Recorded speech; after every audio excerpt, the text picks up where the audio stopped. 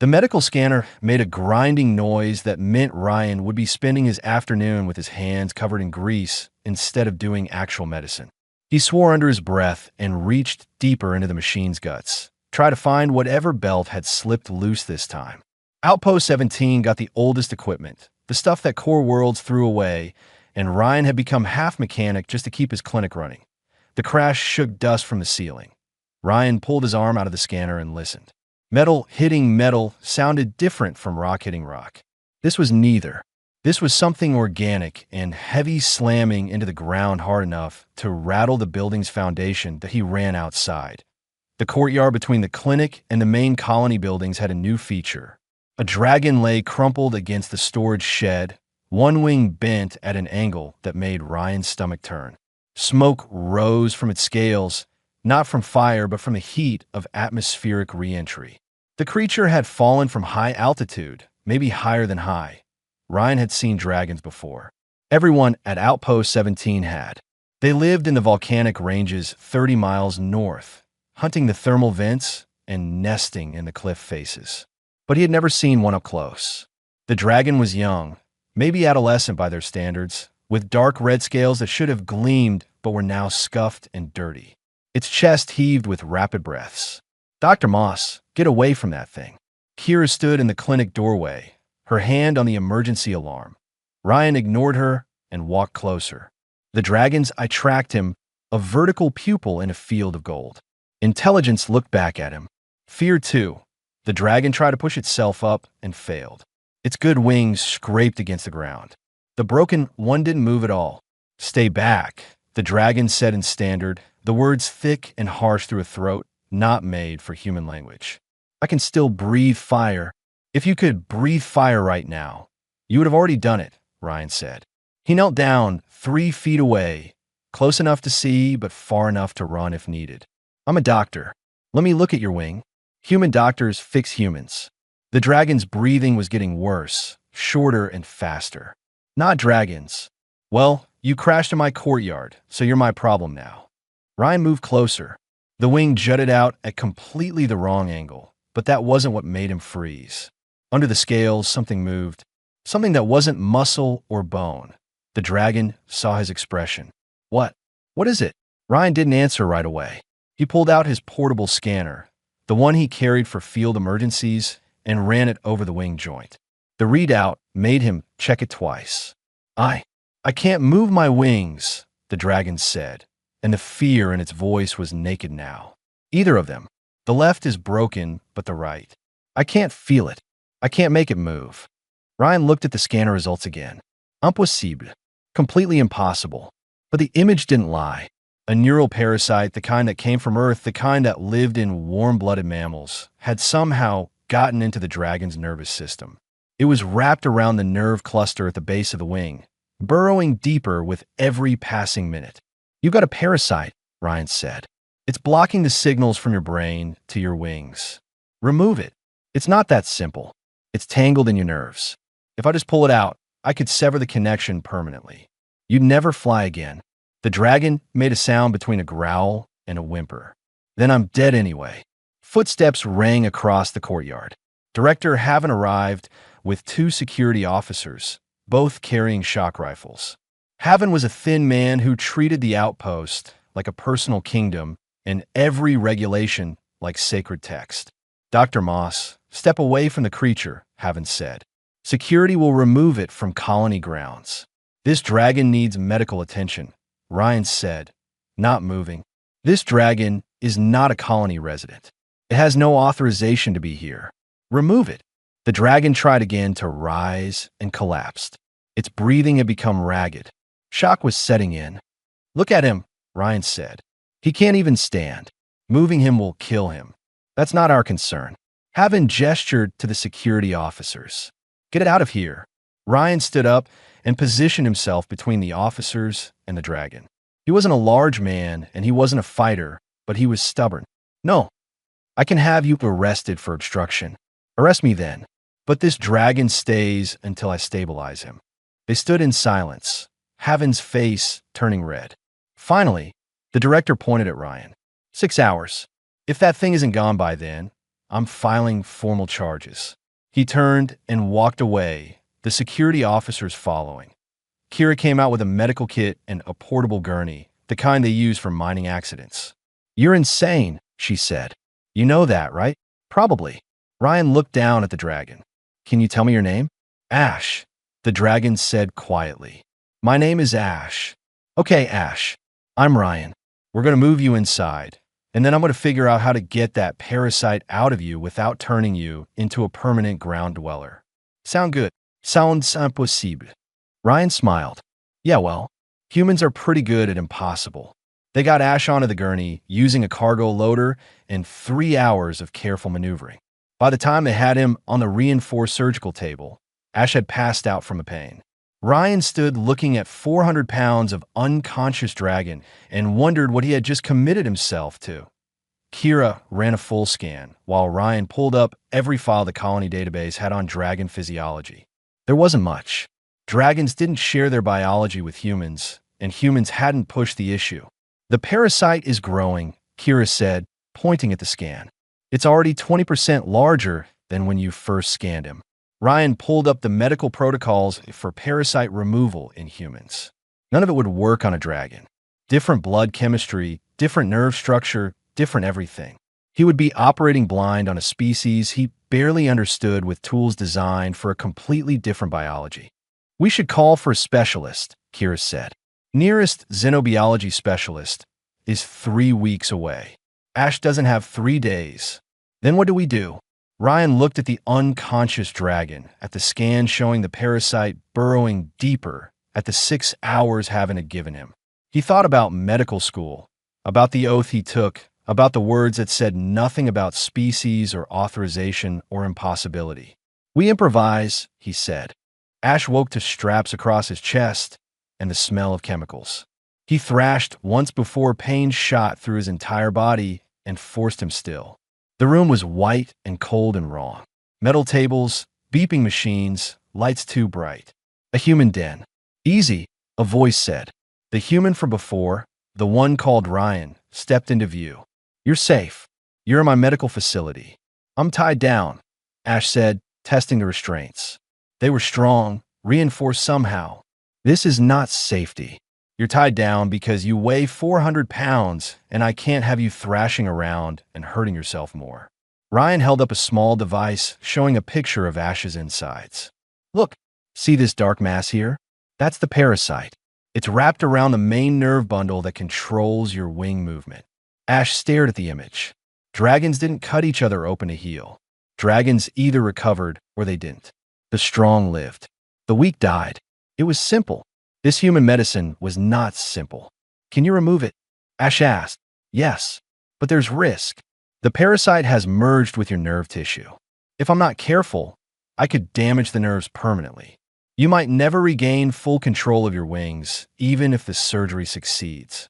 And if you do nothing, the parasite keeps growing. In a few days, it will block all nerve function to your wings. Then it will move to your spine. Then you die." Ash closed his eyes. Either way, he would never fly again. A dragon who could not fly was already dead. "Do it. Try." The door burst open. 5 dragons filled the medical bay, their bulk making the room feel tiny. Elder Sorrow led them, ancient scales gone gray, one eye clouded with age. The elder looked at Ash, strapped to the human table, and made a sound of deep sorrow. "Hatchling," Elder Sorrow said in the dragon tongue. "What have they done to you?" "Nothing yet, Elder. I asked them to help." "Help." The word dripped with disgust. Elder Sorrow turned to Ryan. "Human, you will release him." Ryan didn't move. "He is a parasite. Without treatment, he dies. Then he dies with honor, in the sky, not on a human cutting table." Elder Sorrow moved closer. "We do not cut our own. We do not allow others to cut us. This is our way. Your way will kill him," Ryan said. "All things die. Better to die whole than live broken." Ash felt something crack inside his chest. "Die whole. Die in the sky. Die with honor." All his life, these words had meant everything. Now, they meant he would never feel wind under his wings again. Never hunt the thermal currents. Never dance in the high atmosphere where the air was thin and cold and perfect. I don't want to die, Ash said quietly. The other dragons went silent. Elder Sorrow turned to look at him. I want to fly again, Ash continued. If the human can give me even a chance, I want to take it. This is not our way. Then maybe our way is wrong. One of the younger dragons hissed. Another backed toward the door. You didn't question the way. You didn't challenge tradition. But Ash had felt his wings fail to respond, had felt the ground rushing up with no way to stop it, and he knew that tradition couldn't help him now. Elder Sorrow studied him for a long time. If you do this, the elder said, you do it alone. The clan will not claim a dragon who has been cut by human hands. The words hit harder than the fall had. Ash looked at the other dragons, saw them avoid his gaze. Exile. They would exile him whether he lived or died. I understand, Ash said. The dragons left without another word. The door closed behind them, and the room felt even colder than before. Ryan stood silent for a moment, then began preparing instruments. For what it's worth, he said, I think you made the right choice. You don't understand what I just lost. No, I don't. But I understand what you're trying to keep. Director Haven arrived an hour later with a datapad full of regulations. He spent 20 minutes explaining why performing xenobiological surgery without proper certification was illegal. Ryan spent 20 seconds telling him where to file his complaints. Haven left threatening legal action. Kira helped Ryan set up the surgical field. They had no anesthetics designed for dragons, so Ryan had to calculate dosages based on body mass and hope dragon metabolism was close enough to Earth reptiles. They had no surgical protocols for dragon anatomy. They had nothing but human tools and human knowledge in a species they barely understood. If this goes wrong, Kira said, they'll shut down the whole clinic. If this goes wrong, a kid dies, Ryan said. I can live with losing my clinic. I can't live with not trying. He looked at Ash. Last chance to back out. Once I start, there's no stopping. Ash met his eyes. Do it. The anesthetic took effect slowly. Ryan watched Ash's vital signs. 2 hearts beating in syncopated rhythm. Body temperature high enough to trigger heat warnings on the monitors. When Ash's breathing finally deepened into unconsciousness, Ryan made the first cut. Dragon scales were harder than he expected. He had to use a plasma scalpel set to maximum. Blood welled up, darker than human blood, almost purple. The chemical composition was different enough that the standard coagulants didn't work right. Kira had to suction constantly.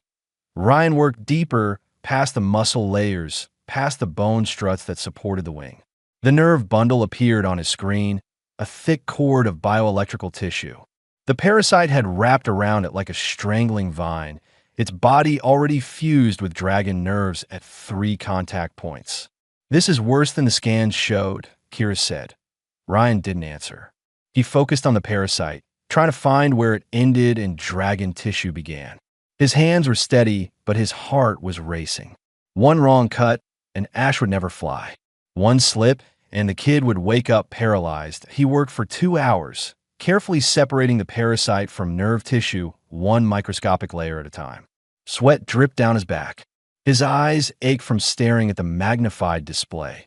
Then Ash's second heart stopped. The monitor screamed in alarm. Kira grabbed the defibrillator, but Ryan held up his hand. Wait, he said. Dragons have 2 hearts. Losing one isn't fatal if the other keeps going. Are you sure? Ryan wasn't sure of anything anymore. But the primary heart kept beating strong, and Ash's breathing continued. He went back to work, knowing he was in completely unknown territory now, hoping that dragon biology was resilient enough to survive what he was doing 0.4 hours in a surgery. He finally extracted the parasite. It was 6 inches long, its tendrils soaked in dragon blood. Ryan dropped it in a specimen container and looked at the nerve bundle. Damaged, scarred, but intact. Close him up, Ryan said. They worked in silence, sealing tissue layers, applying synthetic skin over the scales they had removed. When they finally stepped back, Ash lay unconscious but stable on the table. Now what? Kira asked. Now we wait, Ryan said. And hope. Ash opened his eyes to a gray ceiling and the steady beep of machines. His body felt heavy, like he had been filled with stone. The chemical smell was stronger now. He tried to remember where he was and why everything hurt. Then he remembered the human, the surgery, the choice that he tried to move his wings. Nothing happened that he tried again, focusing every bit of will on the muscles that should spread his wings, should catch the air, should lift him into the sky. His shoulders twitched, his back muscles tensed, but his wings remained flat against the table, dead weight, useless. Ryan appeared in his field of vision. "You're awake. That's good. How do you feel?" "My wings," Ash said. His voice came out rough. "I can't move my wings." The surgery was successful. I removed the parasite and most of the eggs it had laid in the tissue. "Then why can't I move?" Ryan pulled up a chair.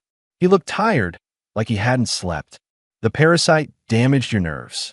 Not permanently, I don't think, but enough that the signals from your brain aren't getting through yet. You need time to heal." "How much time?" "I don't know. I've never operated on a dragon before. Could be days. Could be weeks." "Weeks?" Ash stared at the ceiling. "Weeks of being grounded.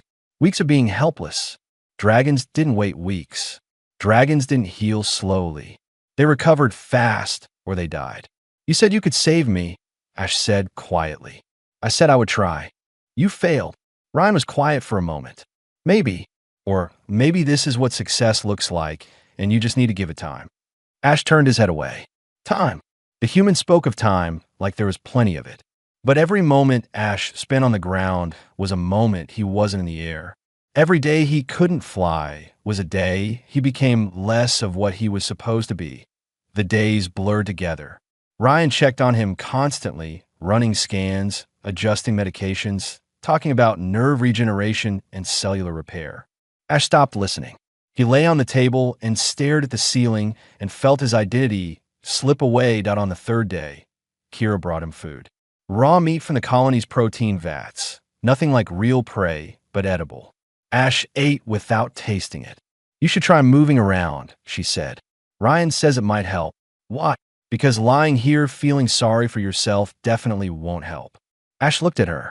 Humans were strange creatures, so small and breakable, yet they spoke without fear. "I don't feel sorry for myself. I feel nothing. That's worse." She left him alone after that. Ash tried to sleep, but dreams of flying woke him constantly. In the dreams, he soared through volcanic thermals, dove through cloud layers, raced with his clutch mates across the mountain peaks.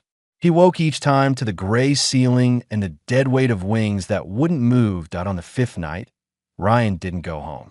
He sat at his desk running simulations and reading medical texts until Kira found him passed out over his keyboard. She shook him awake. "Go sleep in an actual bed," she said. "I'm missing something," Ryan muttered. "There has to be a way to speed up the nerve regeneration. You can't think if you're exhausted." Ryan looked at her with red eyes. "He trusted me. He gave up everything, his clan, his honor, everything because he believed I could fix him. And I can't. You don't know that yet. It's been 5 days, and he still can't even twitch his wings. What if the damage is permanent? What if I destroyed his life trying to save it?" Kira didn't have an answer for that. She made him drink something caffeinated and went to check on Ash. The dragon was awake, staring at nothing. "Ryan is trying to find a way to help you," she said. "Tell him to stop. It's over. It's not over until you're dead." "I am dead. A dragon who can't fly isn't a dragon." Kira sat down. "You know what I think? I think that's stupid. You're still breathing, still thinking, still here. That's not dead. You don't understand." "No, I don't. But I understand that Ryan hasn't slept in 2 days because he's trying to help you. The least you could do is not give up before he does." She left before Ash could respond. The next morning, Elder Sorrow returned. The old dragon stood in the doorway, too large to fit comfortably inside. "I have come to offer you a choice," Elder Sorrow said. "You may return to the clan. We will carry you to the sacred peak. You will die in the sky, as a dragon should." Ash said nothing. "Or you can stay here with the humans and live as something that is no longer dragon. The choice is yours. If I return, I die." "Yes. And if I stay?" Elder Sorrow looked at him with the one good eye. "Then you become something new, perhaps something better, perhaps something worse. But you will no longer be one of us." Ash thought about the sacred peak, about the final flight, every dragon took when they knew death was coming. He thought about the wind one last time, about falling into the volcanic heat with wings spread wide. It would be beautiful. It would be honorable. It would be easy. Then he thought about Ryan, who hadn't slept in days trying to find answers. About Kira, who told him not to give up. About the humans who kept trying even when things seemed impossible. "I'll stay," Ash said. Elder Sorrow nodded slowly. "Then this is goodbye, hatchling. May you find whatever it is you're searching for." The old dragon left. Ash listened to the heavy footsteps fade away and knew he had just severed the last connection to everything he had been. Ryan found him an hour later, still staring at the ceiling. "I think I have an idea," Ryan said. "It's from human medicine. When people damage their nerves, sometimes we can stimulate regrowth using electrical impulses and physical therapy. Physical therapy, exercises, movements designed to retrain the neural pathways." Ash almost laughed. "I'm a dragon. We don't do exercises." "Yeah, well, dragons also don't do surgery, and look how that turned out." Ryan pulled up a chair. "I'm not saying it will work. I'm saying it's worth trying. Unless you'd rather just lie here." Ash looked at him. This small human who had cut him open, who had taken away his old life without any promise of a new one, who still believed that broken things could be fixed. "What do I have to do?" Ash asked. Ryan smiled. "First, we get you off this table." Getting Ash off the surgical table took 3 hours and 2 broken pieces of equipment. Dragons were not designed for human furniture. They moved him to a reinforced cargo bay that Ryan had converted into a recovery room, with heating lamps positioned to match the volcanic warmth Ash was used to. The electrical nerve stimulation started the next day. Ryan attached electrode pads to the base of Ash's wings and sent small pulses of electricity through the damaged tissue. It felt like being stung by 1,000 insects at once. "This is helping?" Ash asked through gritted teeth. "In theory, it's encouraging your nerves to rebuild the pathways. In practice, I have no idea if dragon nervous systems work the same way as human ones." That's reassuring. They ran the stimulation for an hour twice a day. After a week, Ash could feel a tingling sensation in his wing tips. After 2 weeks, he managed to make his right wing twitch 3 inches. It was pathetic, barely movement at all, but it was something. The physical therapy was worse. Ryan designed exercises based on human rehabilitation protocols, scaled up for dragon anatomy. Ash had to extend his wings as far as possible, hold them in position, then slowly fold them back. Over and over. It was exhausting and humiliating. "Hatchlings do this," Ash said after the first session left him panting. "Baby dragons learning to fly." "Yes," Ryan said, "and now you're relearning. There's no shame in it. You don't understand shame." Ryan looked at him. "When I was in medical school, I failed my first surgery practical. I cut the wrong artery and my patient died. It was a simulation, but I still failed. I had to take the entire course over while my classmates moved ahead. You know what I learned?" "What?" "That starting over doesn't mean you're weak. It means you're still trying." Ash wanted to argue, but he was too tired. He folded his wings, felt them respond sluggishly to his thoughts, and tried again. Kira built specialized equipment. Resistance bands made from cargo straps. Weight systems using mining equipment. A frame that supported Ash's body while allowing his wings to move freely. The cargo bay started looking less like storage and more like a strange gym. Other dragons began appearing at the colony's perimeter. They didn't come close, but Ash could see them on the cliff faces, watching. Word had spread that one of their own was learning to fly again like a hatchling. Some watched with curiosity. Others watched with disgust. "They think I'm pathetic," Ash said. Ryan adjusted the resistance on the wing frame. "They think you're doing something they've never seen before. That scares them. It should. It's not natural. Neither is surgery. Neither is living after you should have died. But here you are." Week 3 brought the first real progress. Ash managed to extend both wings to full span and hold them there for 30 seconds. His muscles screamed in protest, but he did it. Ryan actually cheered. Week 4, Ash broke a resistance band by pulling too hard. Kira had to design stronger ones. Week 5, Director Haven't tried again to shut down the operation. The dragon clan had sent him a formal complaint about the corruption of natural dragon culture. Having arrived with security and eviction notices that he didn't expect to find 3 dragons waiting outside the clinic. They were young, barely older than Ash, and they all had old injuries. One had a twisted leg that never healed right. Another had a wing joint that didn't extend fully. The third had scars across his chest from a territorial fight gone wrong. "We want the human to fix us," one said. Haven went pale. "This is completely unauthorized. So file a complaint," Ryan said. "But these dragons are getting treatment." The director left muttering about regulations and proper channels. He didn't come back. Ryan examined the 3 new dragons and felt his stomach sink. These weren't fresh injuries. These were old, badly healed, the kind of damage that human medicine could maybe improve, but probably not fix completely. Still, he took detailed scans and promised to develop treatment plans. Ash watched the new dragons with mixed feelings. Part of him was glad he wasn't alone anymore. Part of him hated seeing others go through what he had gone through. "Why did you come?" he asked one of them during a shared therapy session. "Because you're still alive," the dragon said simply. "And you're trying to fly again. That's more than the clan offers." By week 8, Ash could fully extend and retract his wings on command. The movements were still slower than they should be, still required conscious effort instead of instinct, but they worked. Ryan started talking about the next phase. "Flight training," he said. Ash felt his heart rate spike. "I'm not ready. Your wings are responding. Your muscle strength is back to about 70%.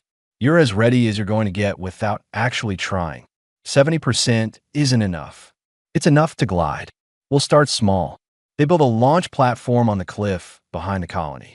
Just a reinforced ledge 10 feet above a deep sand pile. Ryan explained the plan.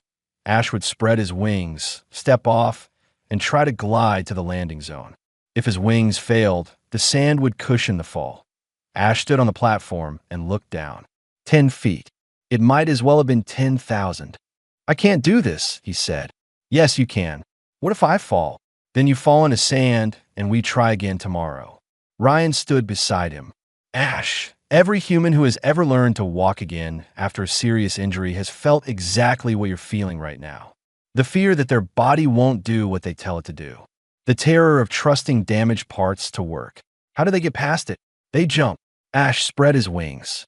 They trembled, partly from muscle fatigue, partly from fear. He had been so confident before the accident. His wings had just worked, responding to thought as naturally as breathing. Now, every movement required focus, and he stepped off the platform. For one horrible second, he dropped straight down. His wings remained flat, frozen by panic. The sand rushed up, then instinct overrode fear. His wings snapped open, caught the air, and his fall became a glide. He hit the sand at an angle, tumbling but not crashing. Not flying, but not falling either. Ryan was beside him immediately. "You did it. That was a glide."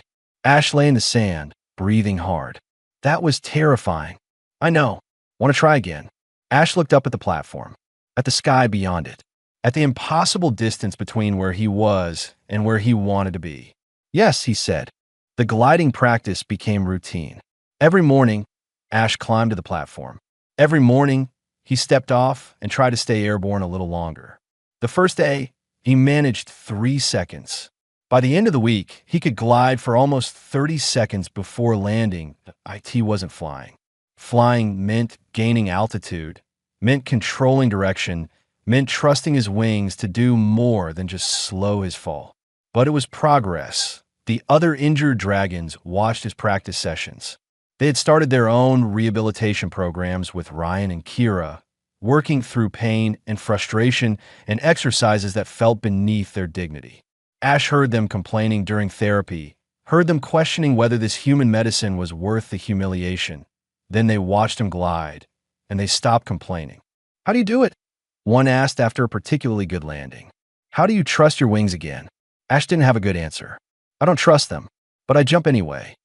More dragons started appearing at the colony. Some came for treatment. Others came just to watch. The clan elders sent warnings that traditional ways were being abandoned, but the young dragons didn't seem to care. They saw Ash gliding and saw possibility. Ryan started looking exhausted again. Between treating dragons and maintaining the regular colony medical services, he was working 16-hour days. Kira tried to make him rest, but he kept pushing. "We need more equipment," he said one evening, staring at scan results for a dragon with a fractured wing bone that had healed crooked. "And more space. And honestly, we need someone who actually knows what they're doing with dragon biology." "You're doing fine," Kira said. "I am guessing. These dragons are trusting me with their lives, and I'm making it up as I go. Welcome to Frontier Medicine." Director haven't appeared less frequently, but when he did, he brought complaints. The dragons were using too much power for the heating lamps. The cargo bay conversion violated building codes. The whole operation was a liability nightmare. Ryan filed the complaints in a drawer and kept working. Week 10 brought the first real setback. Ash was practicing from a higher platform, trying to extend his glide time, when his left wing cramped mid-air. He tumbled into the sand hard enough to crack 2 scales and bruise his shoulder. Ryan checked him over while Ash tried not to show how scared he had been.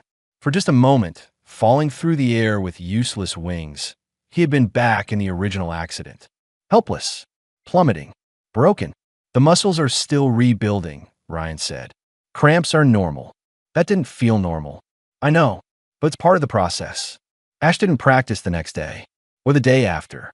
He told himself he was letting the bruises heal, but really, he was afraid.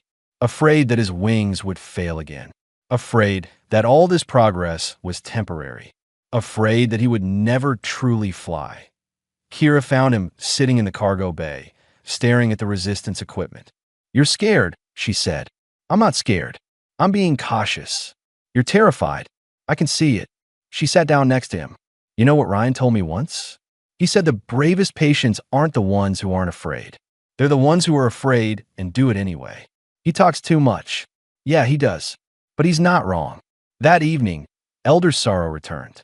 The old dragon looked even older than before, scales dulled with age, movements slow and careful. "I have watched your progress," Elder Sorrow said. "The clan has watched. Come and tell me I'm still exiled." Ash asked. "No, I have come to ask you a question." The elder settled onto the ground with a heavy sigh. 50 years ago, a human saved a dragon hatchling from drowning. The human breathed air into the hatchling's lungs for many minutes until it lived again. We did not understand. Dragons do not breathe for each other. We thought it was impossible. I've heard the story, but have you understood it? That human did something we could not do, not because they were stronger or smarter, but because they refused to accept that death was inevitable. They saw a problem and invented a solution we never imagined. Ash waited. "You are doing the same thing," Elder Sorrow continued. "You are solving a problem we thought had no solution. Dragons who are broken stay broken. This is what we believed. But you are proving us wrong. I'm not healed yet." "No, but you are healing. And that is something new." The elder looked at him with the one good eye. "The clan elders argue about what you represent. Some say you are abandoning dragon nature. I say you are expanding it. What does that mean?" "It means the exile is lifted. It means you may return to the clan, whether you fly again or not. It means we were wrong to cast you out for choosing to live." The words hit harder than Ash expected. He had spent weeks telling himself he didn't care about the clan, that he had moved beyond their judgment. But hearing that he could return, that they acknowledged their mistake, made something tight in his chest loosen. "Thank you," Ash said quietly. Elder Sorrow stood to leave, then paused. "The ceremonial cliff, where young dragons take their first true flight. I have reserved it for you, for when you are ready. I might never be ready, perhaps, but the cliff will wait." After the elder left, Ash sat in silence. The ceremonial cliff. Every dragon remembered their first flight from that sacred place, remembered the moment when gliding became true flight, when they stopped falling and started soaring. He thought about being up there again, thought about the jump, thought about trusting damaged wings and rebuilt nerves to do what they had once done naturally. Then he thought about Ryan, who tried impossible surgeries because someone had to. About Kira, who built equipment for a species she barely understood. about the young dragons who came for treatment because they saw him trying, about humans who were so fragile they had to be stubborn just to survive. Ash stood up and walked to the practice platform. His wings still ached. His shoulder was still bruised. He was still afraid that he jumped anyway. This time, when his wings caught the air, he didn't just glide. He adjusted his angle, shifted his weight, and felt the beginning of real control. Not perfect, not natural, but real. Ryan hooped from the ground. That was 15 seconds of actual controlled flight. Ash landed and felt something like hope. "I want to try the ceremonial cliff," he said. Ryan's expression turned serious. "Are you sure?" "No, but I'm going to do it anyway." That's the spirit. The ceremonial cliff rose 300 feet above the volcanic valleys, a sheer face of black stone that had witnessed 10,000 first flights. Every dragon in the clan gathered below, filling the canyon with scales and wings and ancient tradition.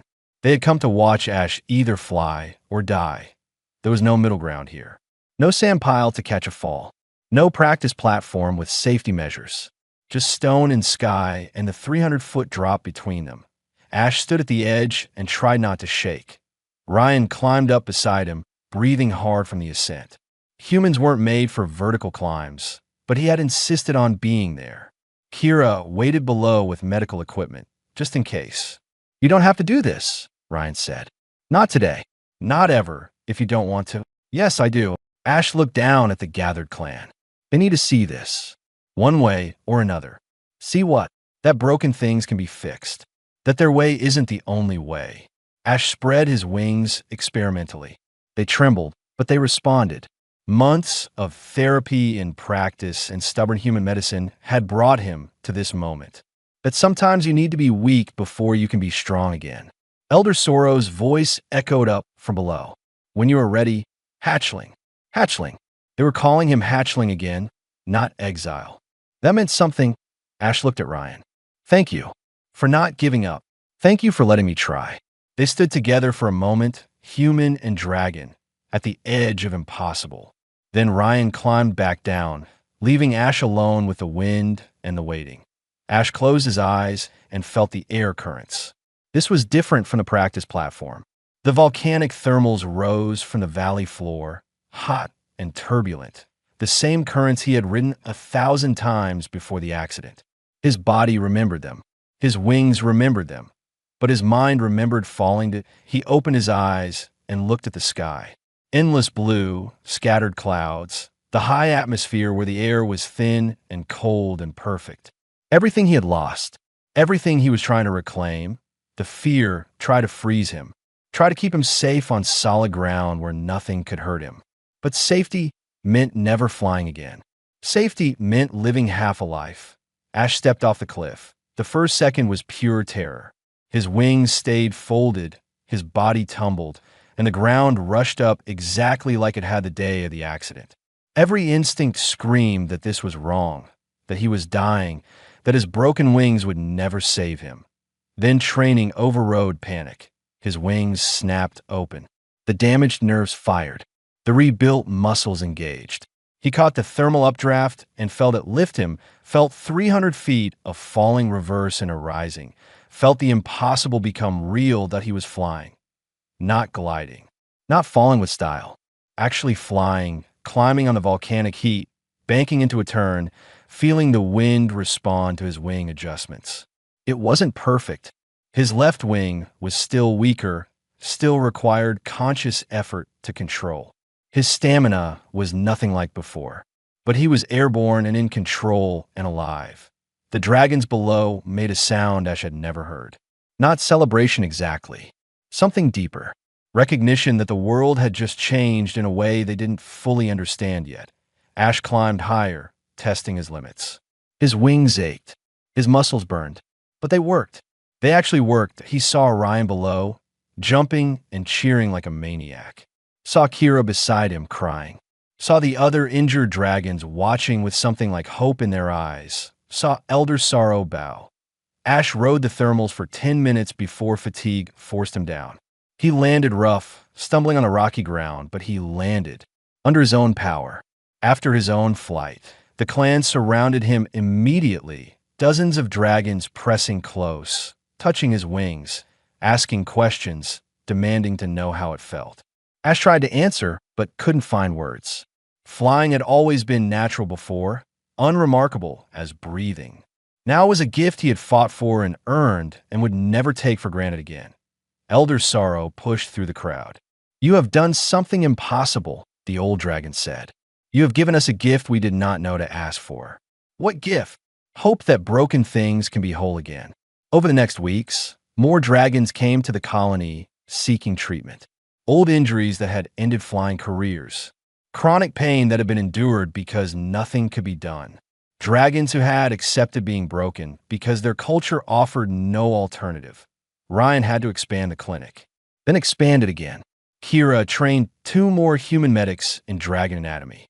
They developed new protocols, new equipment, new understanding. The colony that had once barely tolerated dragons became a center for cross-species medicine. Director Haven tried one last time to shut it down. He arrived with a formal order and found 30 dragons blocking the clinic entrance. "Move along," Haven said. "This is human property." Elder Sorrow stepped forward. "This is a place of healing. You will not close it. I have the authority. We have numbers." Elder Sorrow gestured to the gathered dragons. "Test your authority if you wish." Haven looked at 30 dragons who had been grounded and now flew again. 30 warriors who had been broken and now were whole, and made a wise decision. He left and didn't come back. Ash continued his rehabilitation, building strength and endurance. He would never be as fast as before. His left wing would always require extra focus. But he flew every day, and every day it got a little easier. One morning, he found Ryan sitting outside the clinic, watching the sunrise. "Can't sleep?" Ash asked. "Just thinking," Ryan said. "6 months ago, you crashed in my courtyard. I thought I was just trying to save one dragon. And now you have 30 patients. And now I have proof that impossible just means nobody's tried hard enough yet." Ryan looked up at him. "How do you feel?" Ash spread his wings, felt them respond smoothly, felt the strength in muscles that had been rebuilt through months of stubborn effort. "I feel like flying," he said. He launched into the morning air, Ryan watching from below. The sky opened up before him, endless and perfect and possible again. His wings weren't perfect. His body wasn't what it was. But he was whole in a new way, rebuilt not just by medicine, but by the refusal to accept that broken meant finished. By human stubbornness that looked at impossible and said, "Not good enough." Ash climbed into the high atmosphere and felt the cold, thin air on his scales. Below him, other dragons launched from the cliff faces, following his path. Dragons who had been grounded and now flew. Dragons who had given up and now tried. Dragons who had learned that sometimes the strongest thing you can do is admit you're broken and ask for help. Ash spread his wings wide and soared, and the impossible became just another word for what humans did before breakfast.